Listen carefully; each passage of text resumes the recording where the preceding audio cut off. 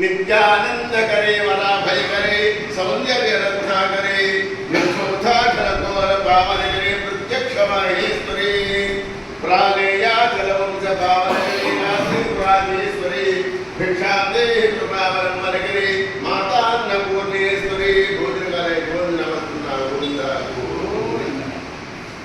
चैतन्यं भवनं वनं वनवनं वानं वनं वामनं माया भारतमं समधमं माया समं मानवं नित्यं सार सर्वं सरसरं सारं सर्वं सागरं वैकुण्ठं भवनं भवं भवभवं भावं भवं भुज्यते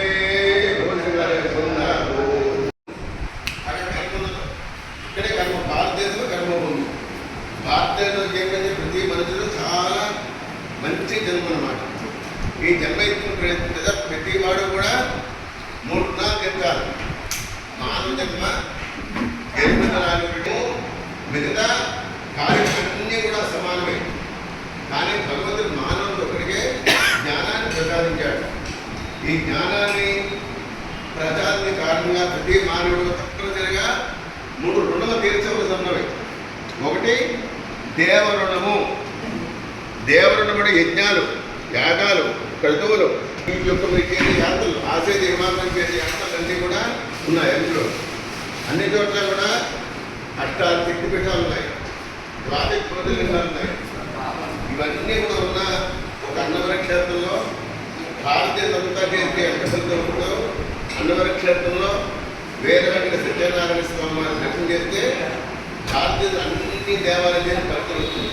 అది ఏమనగా ఇక్కడ బ్రహ్మ విష్ణు మహేశ్వరుడు ఒకే పేట మొదలున్నారు. కింద చక్రాకారంగా బ్రహ్మస్వరూపము, లింగాకారంగా శివస్వరూపము, హిందుస్థానంలో హరి హర హిరణ్యగర్భుడు అంటే బ్రహ్మ విష్ణు మహేశ్వరుడు ఒకే పేట మొదలున్నారు. ఎడం పక్క లక్ష్మి గౌరీ సరస్వతి, కుడి ప్రకాగా ఈశ్వరుడు, ఆగ్నేయాన్ని గణపతి, నైరుతి సూర్య భగవాన్, బాల్యాన్ని బాలాధిపతుడు, ఈశాన్యాన్ని శంకరుడు, మధ్యగా బ్రహ్మ, కోగుటూరు వనదుర్గమ్మ వారు, కనదుర్గమ్మ వారు, క్షేత్రపాలకుడు సీతారాముల వారు. అందువల్ల ఈ అన్నవర క్షేత్రంలో చాలా ప్రాధాన్యత ఉంది. మనం ఏ కార్యక్రమం చేస్తుంటే దేవాలయే నదీ తీరే గోడ్చే బృందావనే తదాన్ని అంటే ఒకటి దేవాలయం. దేవాలయం ఉన్నది, బ్రహ్మ విష్ణు మహేశ్వరులు ఉన్నారు. నదీ తీరం, గొప్ప నదీ తీరం ఉన్నది. అలాగే ఒక 500 గోవులు ఉన్నాయి, గోశాల ఉన్నది, తులసివనం ఉన్నది, మారేడవనం ఉన్నది, పాఠశాల ఉన్నది. ఇన్ని కార్యక్రమాలు చూడటం అన్నవర క్షేత్రం చాలా గొప్ప క్షేత్రం.